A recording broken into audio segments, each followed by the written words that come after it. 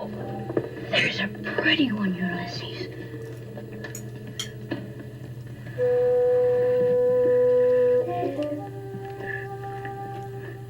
There it is. Hello BookTube, I'm Sean the Book Maniac. Welcome back to my channel and welcome back to my final Friday reads of 2021. It's New Year's Eve, woohoo!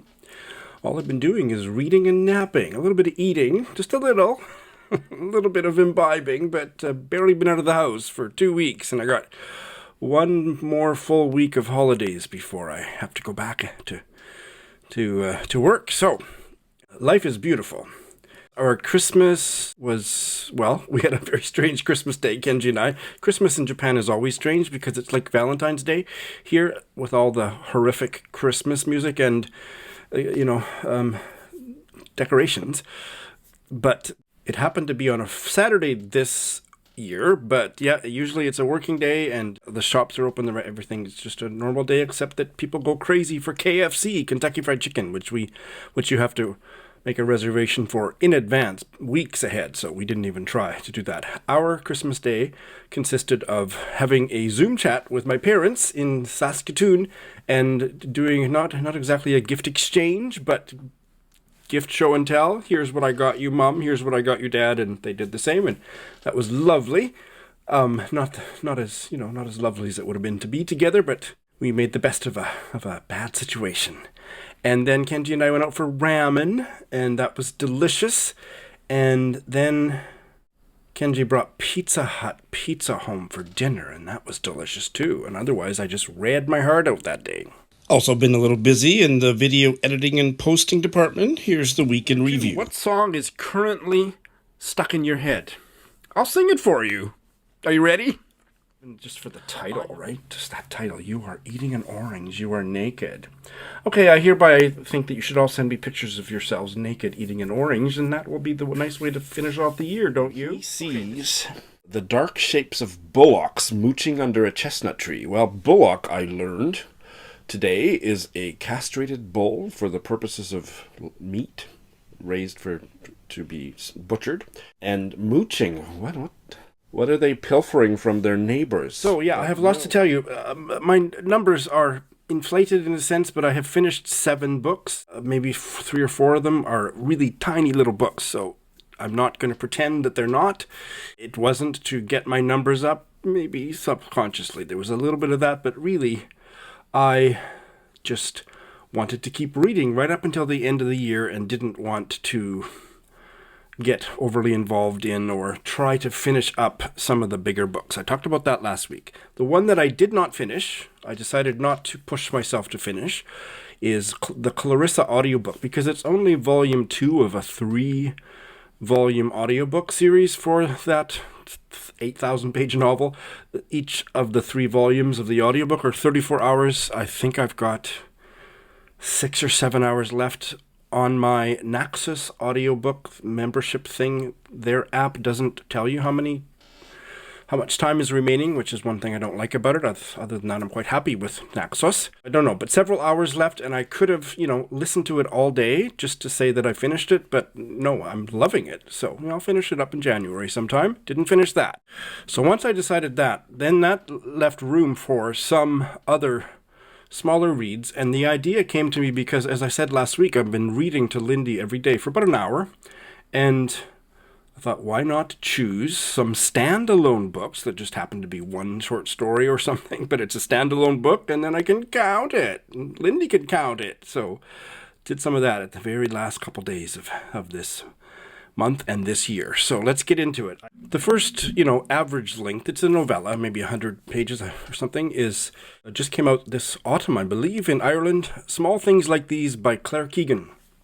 I loved it. 5 stars. I would say there was a couple, maybe 3 sentences near the very end that if they had been plucked out, it would have been a 7-star read, but it was certainly I feel very passionately that it was a 5-star read. Those sentences bugged me near the end, but didn't budge me off 5 stars. My favorite saying on my channel, didn't budge me off 5 stars.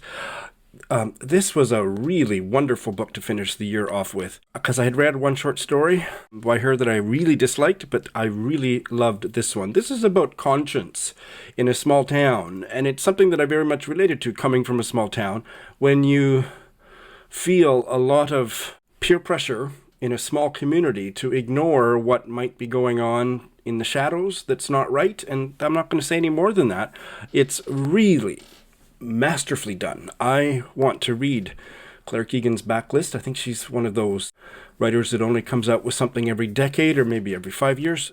I didn't like the short story I read that was part of the Faber 90 series, but I didn't like any of those stories. I think the person, I talked about this, I think, in my chat with Mikiko in the Bite-Sized Book Chats. I think whoever chose those stories, they chose crappy stories by good writers. So I am now much more curious about Claire Keegan than ever I was before. And Small Things Like These is set at Christmas time, and I think it's a good time to read it, but I think don't save it until next Christmas. You can read it any old time. I loved the moral ferocity of it, and it was on such a small canvas with characters and a story that just had me on the edge of my seat. And that's all I will say about it. But everybody's reading it and everybody's loving it, and I'm adding my voice to that chorus. I am not standing alone protesting popular opinion. I am agreeing with the popular opinion. As I told you last week, I decided to fit this in at the end of the year. This book-length essay, I guess, kind of a hybrid of memoir and literary criticism essay. Gallery of Clouds by Rachel Eisendrath, and I didn't quite love it, but I really liked it, and there was large parts of it that I absolutely loved. So it was also fabulous, and what a dreamy cover. You find out near the end, I'm not going to tell you, you might know anyway, but otherwise it's quite a delightful discovery to find out where the picture comes from and how she reveals it. So it did actually get me curious about Sir Philip Sidney and his Arcadia, his pastoral romance, and I liked pretty much everything. I really engaged with pretty much everything she said about Sidney and the romance. I'm a little still intimidated to try it, but more than that, it was the ruminations and meandering, intellectual, visceral observations about the act of reading in general that I absolutely loved. So what didn't work for me so much is when she would veer off into going back to classical literature, and she would tell me the plot of the stories in a way that I didn't know I hate mythology, so I was getting my back up a little bit in those sections. I hate Western mythology, let's put it that way. And I resent having to feel like I need to understand it to understand a more modern text. It just is one of my deepest pet peeves in the world. So I took a star off for that, and my star also came off for the shoddy use of photography, and that is not, I'm not blaming the author for that, but the beloved NYRB books, the New York Review books. Look at, these black and white photos, or illustration, you can hardly see them, they're so dark.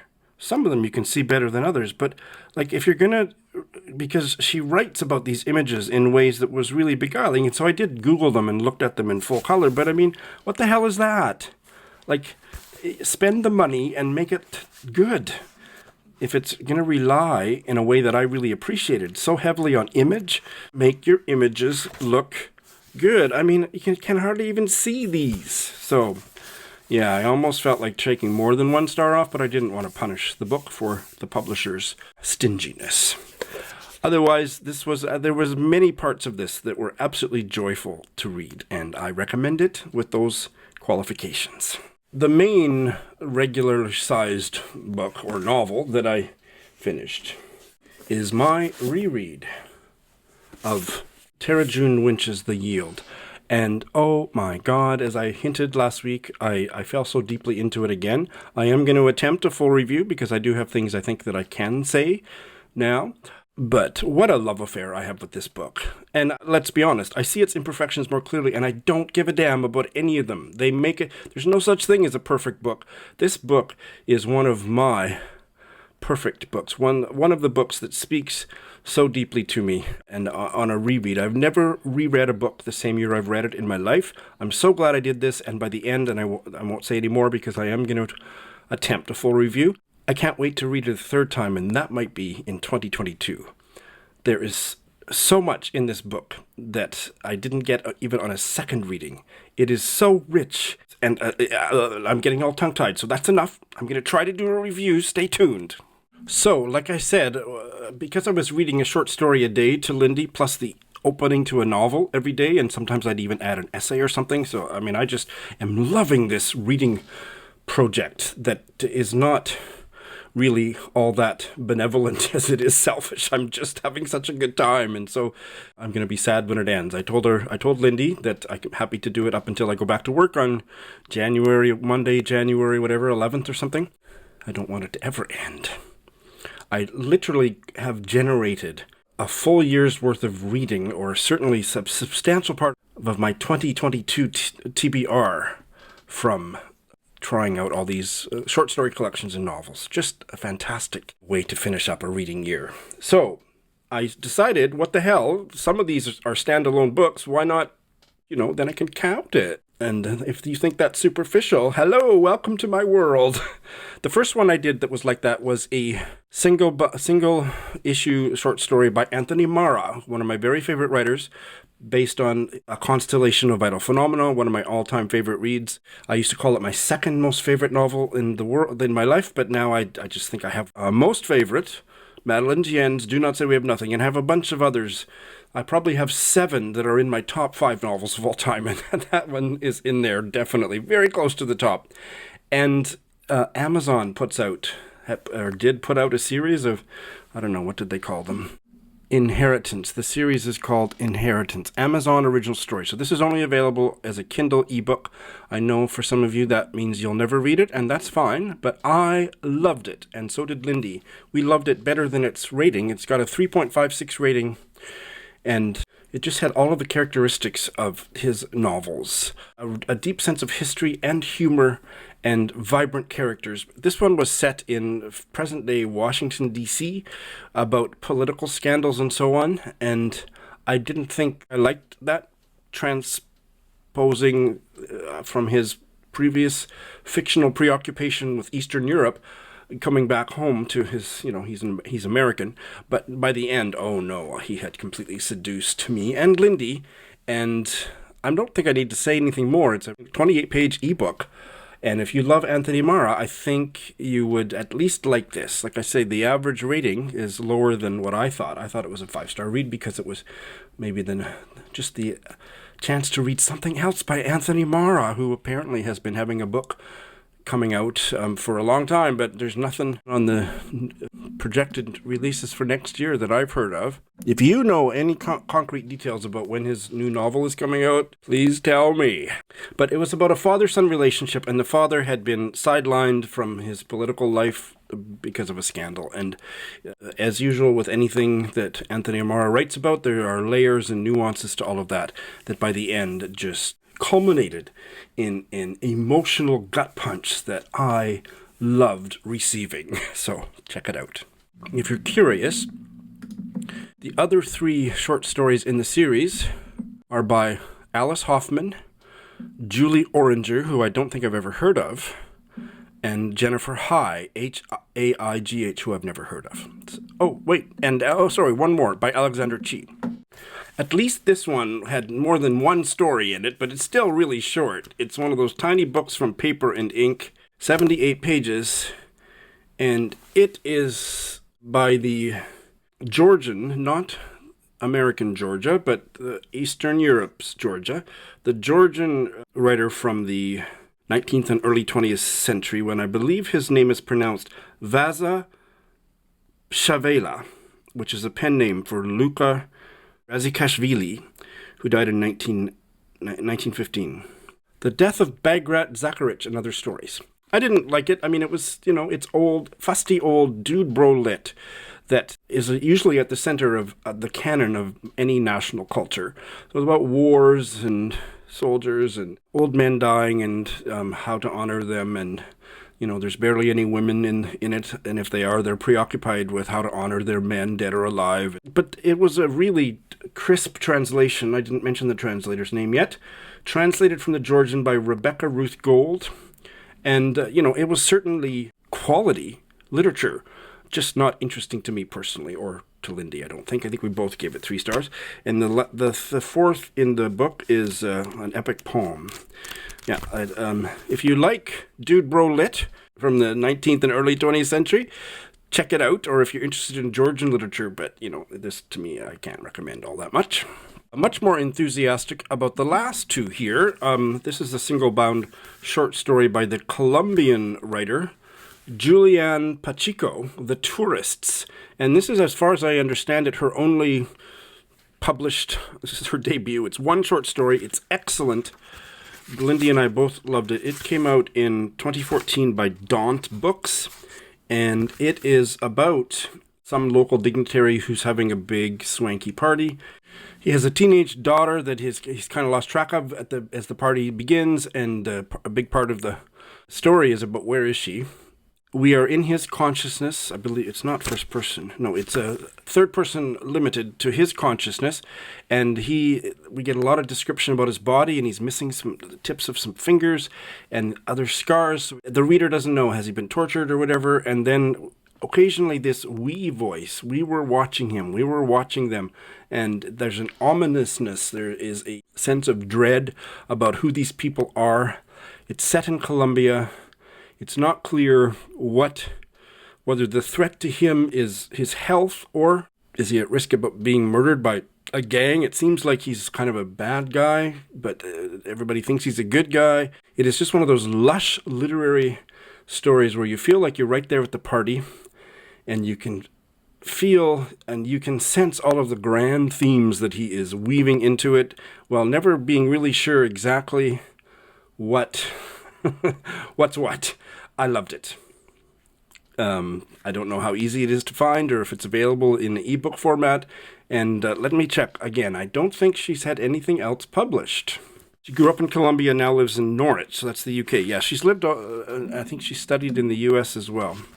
I stand corrected. There's quite a bit here. The one that's the most recent is 2020.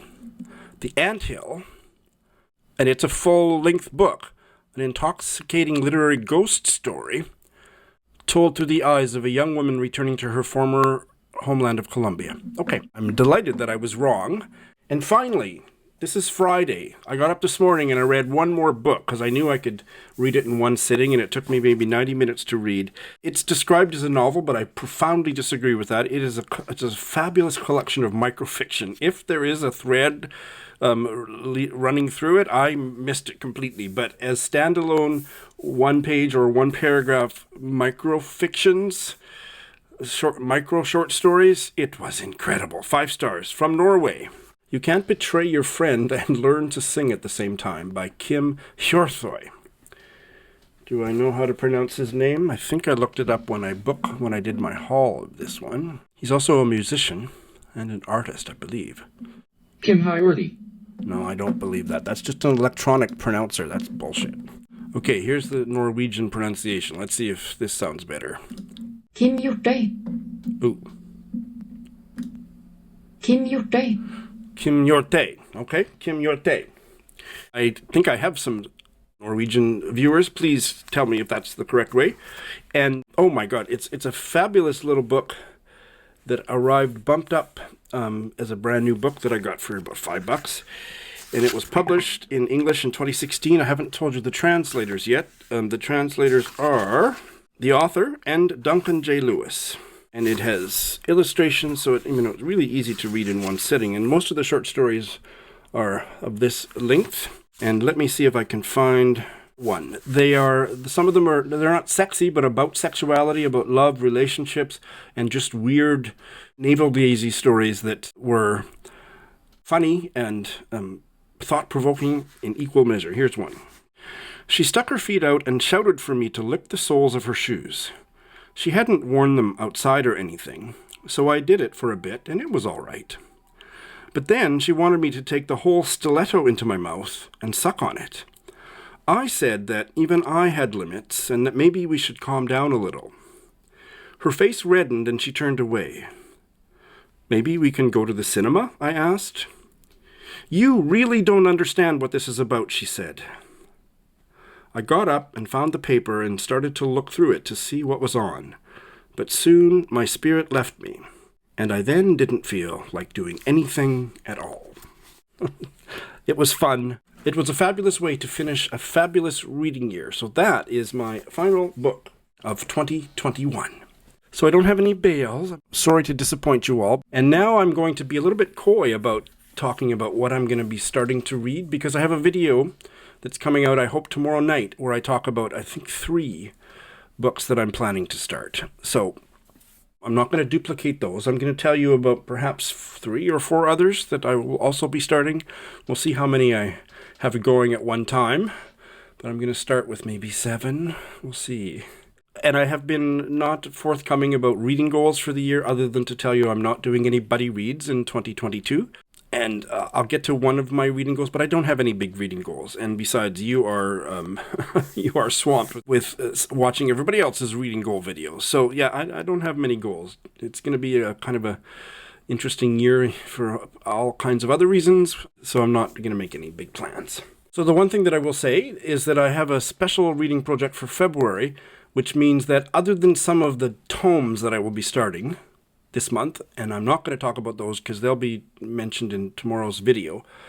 Everything else I start in January, I want to finish by the end of January, so that my slate is pretty clean for February, which is also Black History Month. But my main focus will actually be on this other reading project. Stay tuned for that. So yeah, 4 that I'm going to be starting that I will tell you about. It's January in Japan, which I've never really followed particularly, but I figured what the hell, here's a book that's been on my shelf forever that I might be the only person who hasn't yet gotten to it, and that is Tokyo Ueno Station by Yu Murray, translated from the Japanese by Morgan Giles. Yu Murray is a female writer. She won the Akutagawa Prize in 1997 for a short story. She lives in Fukushima. Ueno is how you pronounce this, by the way. It's a famous station in Tokyo.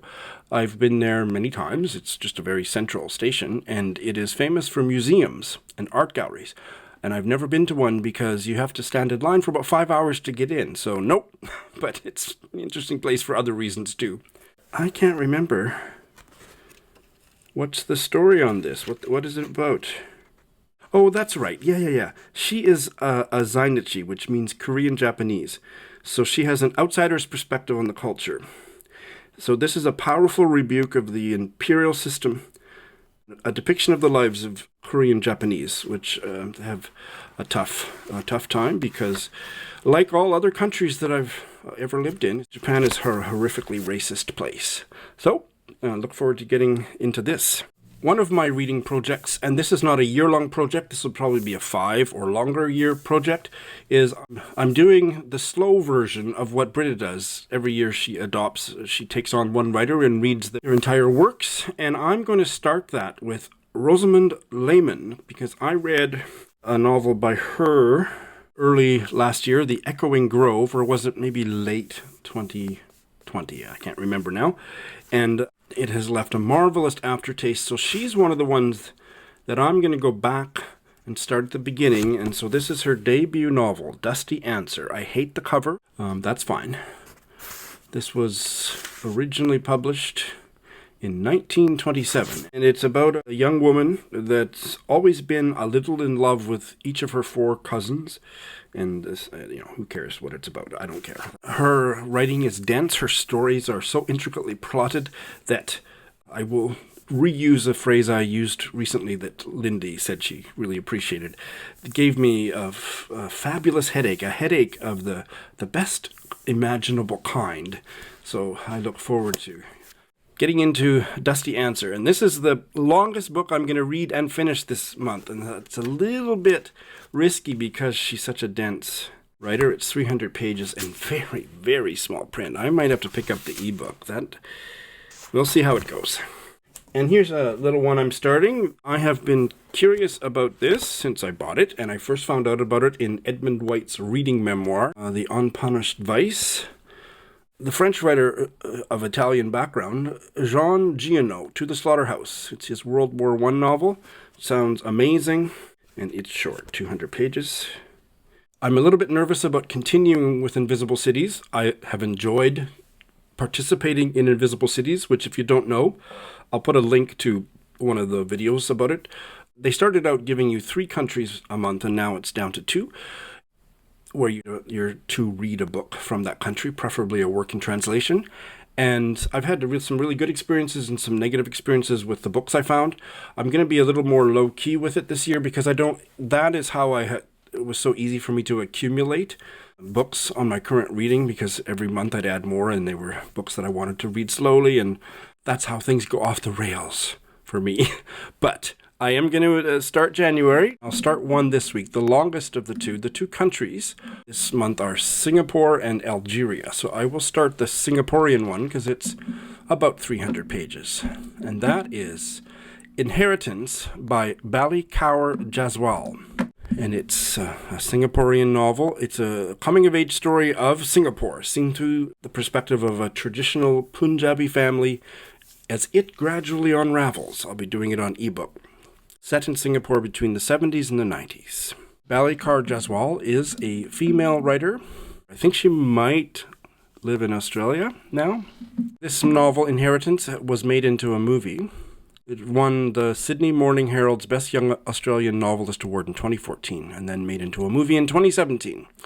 Oh, she's the author of Erotic Stories for Punjabi Widows, which I think I did a page 112 test or read the first chapter and I didn't like it. I'd forgotten about that, but I've now heard so many positive reviews of it, and I think I still have it. I think it was an ebook that I must try it again, especially if I like this one. I realized that the video that I'm hoping to publish tomorrow night doesn't include one of the books that I thought it did, so I'm including it here because I very much want to tell you about this book. And that is a South African novel by a black South African novelist who has been on my bite-sized book chats. His name is Mphuthumi Ntabeni, and I apologize that I haven't quite mastered the pronunciation of Ntabeni. I will get it eventually, and it's his second novel, which came out in July 2021, The Wanderers. And this is another reading project of mine that I'm happy to tell you about very briefly. I loved and was absolutely delighted that Damon Galgut's novel, The Promise, won the Booker this year, and he's a white guy. It bugged me that there were 2 white South African novelists nominated for the Booker and no black South African novelists. And then I stumbled upon Mphuthumi Ntabeni, and he loved The Promise and thought it was very richly deserving of the Booker. And he and I started following. Anyway, the backstory is in the bite-sized book chats. You can go check that out. But Bob the Booker and I are going to be reading maybe a few works of fiction by black South African writers in 2022, and the first one is Mphuth's, that's his short name, that's what his friends like me call him, Mphuth's second novel, The Wanderers.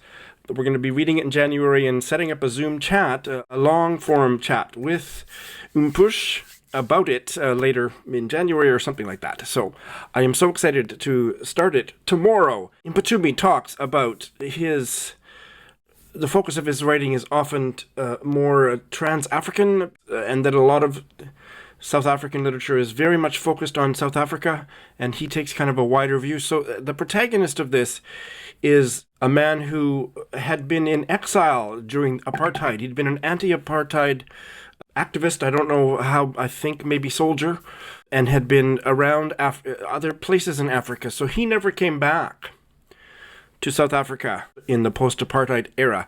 And this is his story and he lived in Tanzania. He chose to stay in Tanzania. And this is about the relationship between him and his South African daughter. I'm just looking forward to diving in. I can't wait. So anybody else who would like to read it in preparation for a Zoom chat that will be going live end of January, early February, please. It's only available, I think, in the West, in North America or Europe. I think it's only available as in ebook, but it's easily available that way. Please join us. And that is how I'm going to start the new year. I'm going to be starting some other books that you can watch the video that's going to go up this weekend, or I'll certainly be telling you about. Happy New Year, everybody. See you next week. See you next year.